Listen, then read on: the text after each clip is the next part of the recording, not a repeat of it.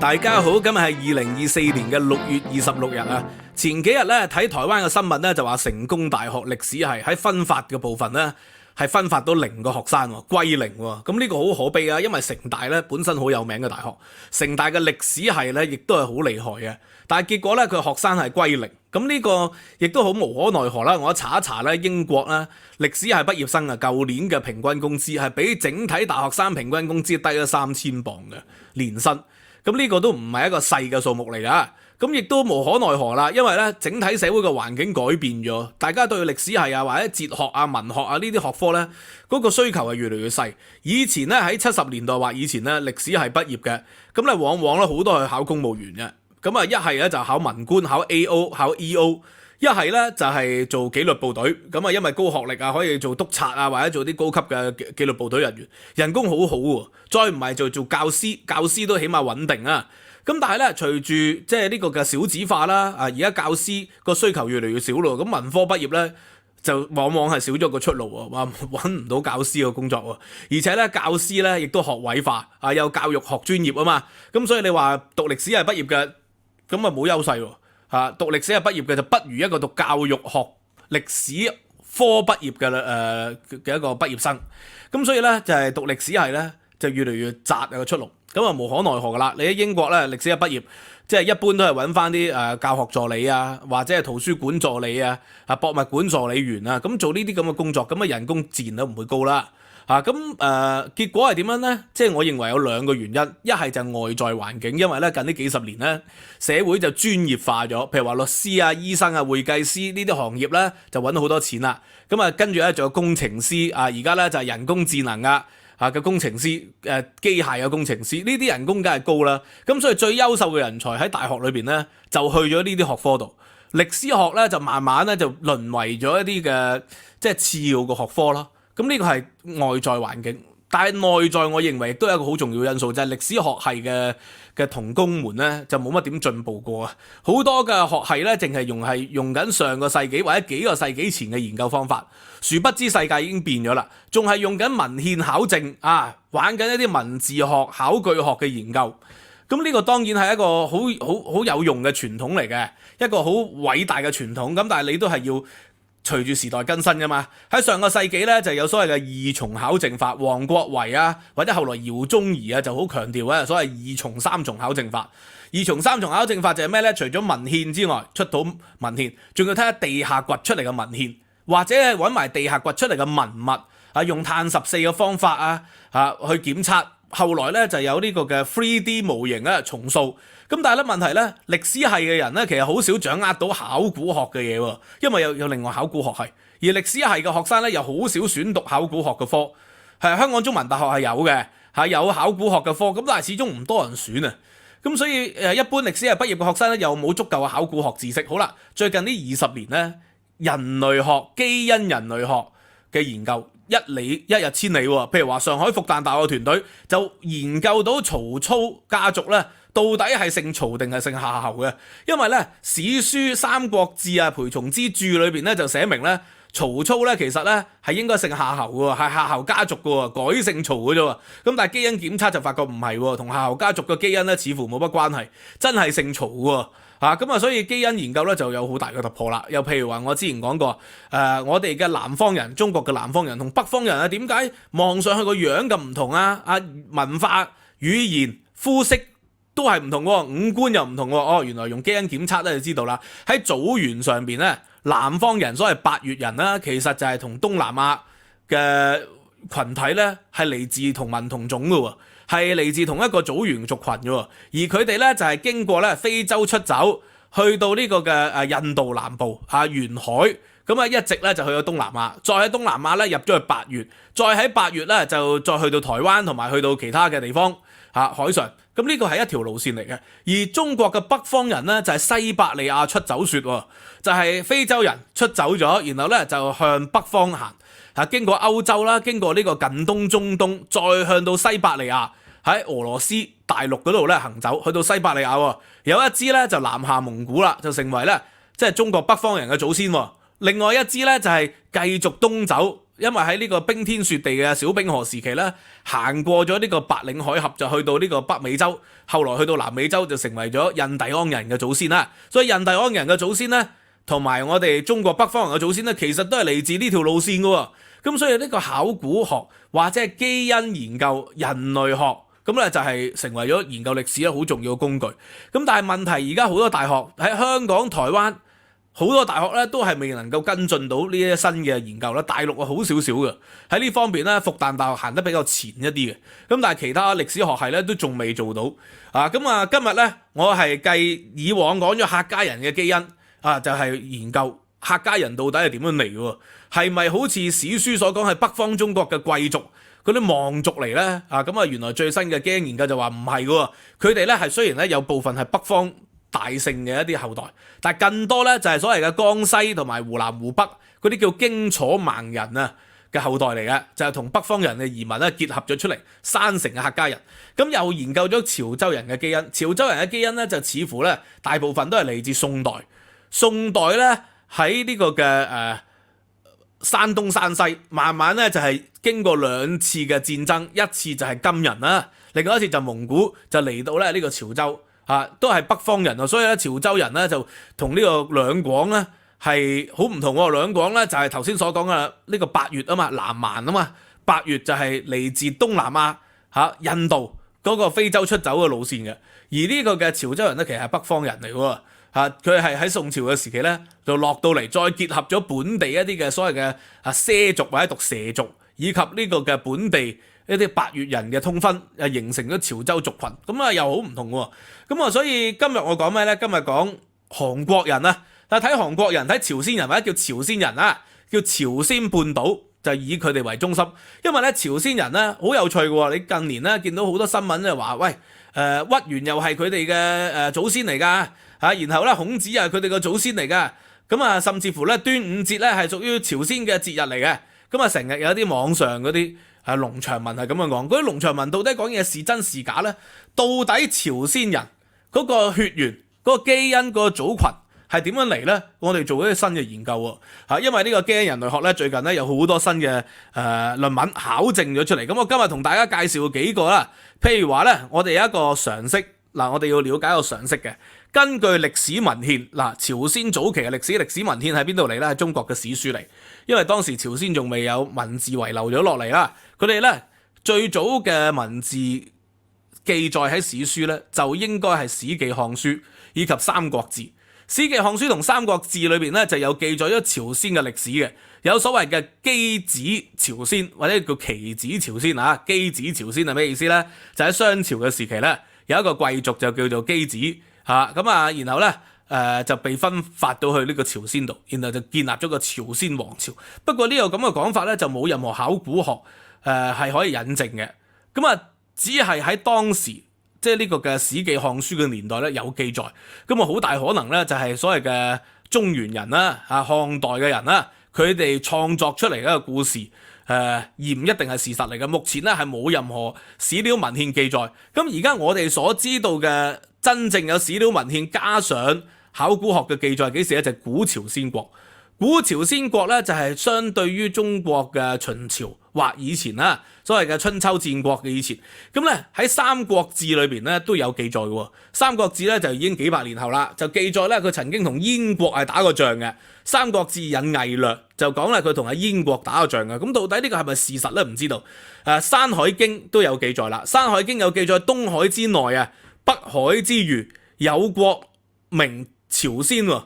上書咧亦都有解釋嘅，大傳就話啦，朝鮮嘅名咧係朝日鮮明，所以咧嚴格嚟講咧應該可以讀朝鮮，有啲人堅持讀朝鮮，有啲人讀朝鮮，咁呢個冇乜問題嘅。咁喺呢個嘅史書咧就有記載，咁但係咧呢啲都係一啲比較傳說嘅，而事實上有人名、有事蹟、有年份咧就係幾時咧？就係漢武帝嘅時期。喺漢初咧因為漢高祖有一個諸侯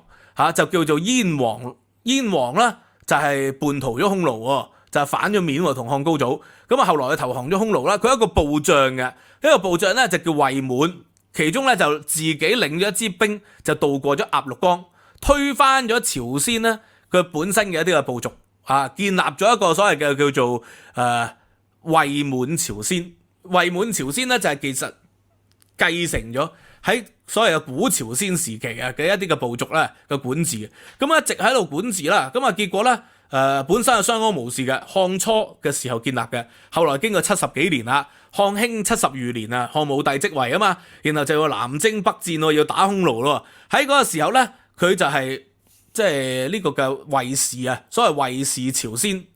就係成為咗漢武帝咧開疆拓土嘅一個對象，就吞併咗。結果咧喺朝鮮咧就建立咗呢個四郡，呢個四郡咧主要係今天嘅北朝鮮，去到平壤嘅。樂浪郡咧其實係一個好大嘅郡嚟嘅，就係今天平壤一帶嘅地方。咁呢一個漢武帝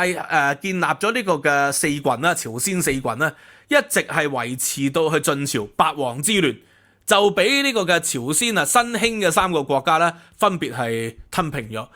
朝鮮咧，亦都喺嗰個時候咧進入咗所謂三國時代。呢個三國時代好多韓劇、電視劇咧都有講過㗎。呢個所謂三國咧就係所謂嘅高句麗或者高句麗啊、高句麗八濟同埋新羅。咁一直相對於去到中國嘅唐宋時期啦，呢啲個國家咧仍然都有佢嘅發展喺裏邊嘅。咁呢一個就係朝鮮嘅歷史，我哋知道。咁好啦，而家咧我哋知道文獻上面係點講咯。咁而家基因研究咧有咩新嘅突破係可以睇到咧？我哋睇一睇呢個最新幾個基因研究啦。咁其中一個咧就係話呢個好新嘅文章嚟嘅，呢個係非常之新嘅文章。咁呢個就係2020年嘅新嘅文章。咁頭先所講嗰啲都係有人類有文字、有文明以後嘅朝鮮，因為中國人漢朝嘅人將中華文明帶咗入去啊嘛。咁但係文明以前咧係鐵器時代嘅朝鮮咧，新石器之後就到鐵器時代嘅朝鮮啦。鐵器朝代嘅朝鮮咧，我哋喺朝鮮嗰度咧就掘到一啲嘅古墓，喺啲古墓裏邊咧大概睇到咧喺數千年前啦，即係所謂中華文明入去朝鮮以前呢個傳說所謂嘅棋子朝鮮嘅年代，或者讀箕子朝鮮嘅時期，呢個係傳說嚟噶嘛。到底嗰啲古墓掘出嚟嘅人種係咩人種呢？如果根據呢個中國嘅史籍所講，係真係商朝嘅貴族去嘅，咁應該嗰個基因同商朝人嘅基因應該係接近嘅。咁但係唔係，原來咧就揾到呢個所謂嘅古朝鮮鐵器時代咧，嗰啲人種係嚟自邊度呢？不意外地係嚟自西伯利亞嘅人種嚟嘅。就係同中華文明嘅祖先北方人嘅祖先一樣啊嘛，係嚟自西伯利亞啊嘛，經西伯利亞再去到蒙古，再去到呢個嘅中國嘅華北啊嘛，咁所以咧朝鮮人咧都係西伯利亞，即係簡單嚟講，西伯利亞人咧有幾個分支，一個分支就去咗美洲啦，一個分支就南下去咗蒙古，再去到中華嘅北部，咁其中一支分支咧就係去到呢個嘅朝鮮半島啦，咁所以呢個係並不意外發展出嚟嘅事情嚟嘅。咁好啦，呢個係第一個研究，就係佢哋嘅早期嘅古人種係咁樣。咁但係問題佢古人種係個比例係好少噶嘛，因為朝鮮咧就係一個不斷移民嘅國家，就係春秋戰國嘅時期又有移民啦，漢初又有移民，漢武帝以後置咗四郡，咁咪梗係大量嘅移民咯。所以咧華北嘅人、中華文明嘅人就移入咗去朝鮮度，而後來歷朝歷代中國出現戰亂咧，亦都有唔少人入咗去。唐宋時期、明清時期，亦都有唔少人咧係入咗去呢個嘅朝鮮，咁甚至乎女真人亦都有唔少人喺朝鮮白頭山度活動啊嘛，所以佢嘅基因構成咧係好複雜嘅。佢哋最早期而家掘到出嚟嗰啲就係西伯利亞人種，所以望起上嚟咧就同應該南美洲、北美洲嗰啲印第安人，或者同以前咧即係呢個嘅商周時期嘅中華人文明嘅人個樣貌應該係接近嘅。咁呢個第一個，咁但係問題去到三國時期咯，頭先講過有三國時期啊嘛，新羅、八濟同埋高句麗咁呢個三國時期嘅人呢，個人種又有啲唔同啦，因為咧呢個1700年前嗰個三國時期咧，你哋睇到咧佢哋嘅古墓又掘到好多出嚟喎，你哋發現咧佢哋嘅人種咧非常之複雜，除咗有頭先所講嘅即係西伯利亞人種嘅後代啦之外，仲有咧現代日本人嘅祖先嘅基因喺度啊，所以嘅醒民醒民人、醒民日本人揾到啊，即係話原來去到咁早嘅時期，千幾年前、1700年前，呢個日本人嘅原住民祖先已經咧係有基因咧散落咗喺朝鮮半島啦。佢哋係千幾2000年前咧就已經跨過咗呢個海域，去到朝鮮度生活，喺朝鮮度咧落地生根，生咗仔女。當然亦都有可能係戰爭咁，然後令到啲基因遺留起嚟啊。但喺嗰啲古墓裏邊咧，就發現不但有現代朝鮮人嘅祖先，亦都有現代日本人嘅祖先，醒民日本人嘅祖先。咁啊有好複雜嘅，亦都當然有所謂嘅上古時期、鐵器時期西伯利亞人嘅基因遺留。咁但係咧，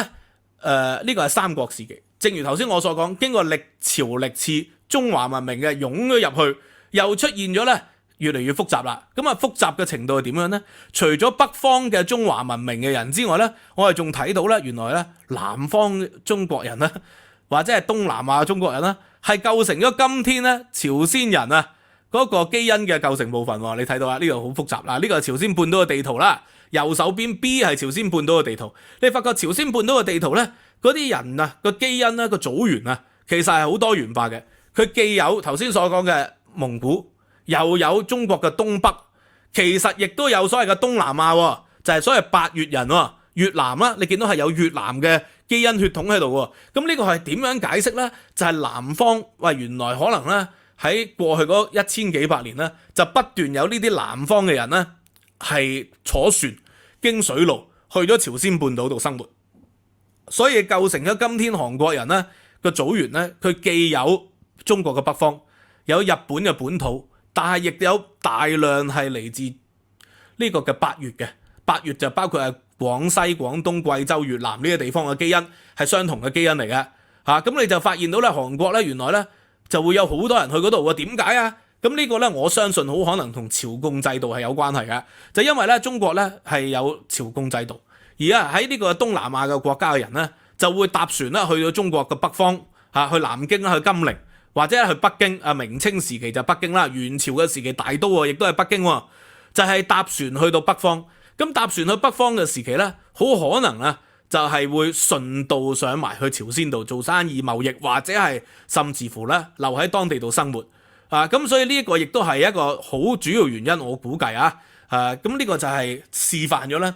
歷史學喺21世紀應該點樣發展呢？就係要用多重考證法，除咗用我哋擅長嘅文獻考證，仲要用考古學嘅考證，仲要同呢個人類學家、基因分子人類學係合作，至少要閱讀佢哋嘅文章，請教佢哋，同佢哋咧做多啲研究，甚至乎大學歷史系咧應該聘請呢啲分子人類學嘅學家係做講座，甚至乎係做常駐教授，係教導歷史學生咧常識，咁先能夠喺 AI 21世紀AI 嘅世代，歷史學系咧仲可以有佢嘅研究嘅作用喺裏邊否則嘅話咧就會真係越嚟越邊緣化，甚至乎被淘汰㗎。咁所以你睇下啲韓國明星有啲韓國明星咧有做啲組員嘅檢測嘅，有公佈出嚟嘅，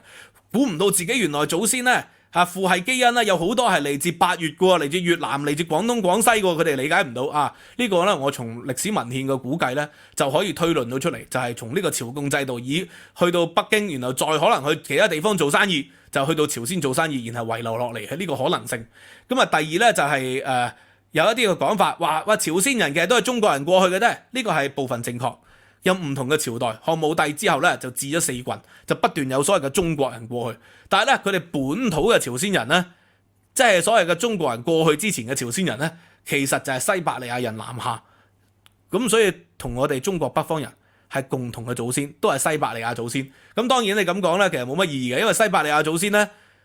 再祖先就係非洲祖先啊嘛，所以點講都好啦，就係非洲先至係嗰個根源。咁但係中間就係經過數萬年、數十萬年嘅分叉，就變成咗唔同嘅路線啦。咁呢個係有趣啦，好嘛？咁今日我講呢個韓國嘅基因咧，講到呢度，可能小眾好多呢個題目，但係我自己睇完之後覺得非常有趣。如果有興趣，你話俾我知，睇下會唔會有邊一個族群你又想知道佢嘅基因研究最新嘅結果？當然我講呢啲基因研究咧，嗰個問題喺邊度咧？呢個歷史學系咧嗰啲教授就係成日強調咧，就係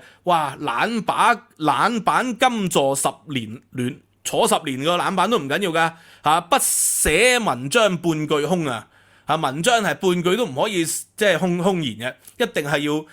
牢不可破先寫出嚟。但係基因研究、科學研究咧就唔同嘅基因研究背後就係科學研究，科學研究咧就係好強調所有嘅理論咧，所有嘅結果咧都會好快被推翻嘅。係有可推翻性先叫做科學啊嘛，不可推翻嘅嗰啲就唔係科學嚟嘅喎，嗰啲係文學、係哲學或者係呢個嘅神學嗰啲先係不可推翻嘅，科學就係可推翻嘅。咁所以歷史系嘅教授咧又好避忌呢一方面啦嚇。咁啊，但係我認為應該要進步嘅。Anyway 咧，我今日就講到呢度啦。你有邊個族群有興趣想知嘅，你就話我知。咁我趁暑假時間得閒咧，我就可以揾啲資料同大家分析下。咁啊，下學期咧我就要去倫敦一間大學裏邊University of London， 咁就擔任呢個研究員嘅高級研究員嚇，咁所以可能咧開學後咧個時間就會多咗喺學術度，我都會繼續拍片嘅，但係拍片嘅題目可能就同我做學術嘅研究咧，即係會有關聯，我就會講多啲啦，好嘛？今日講到呢度，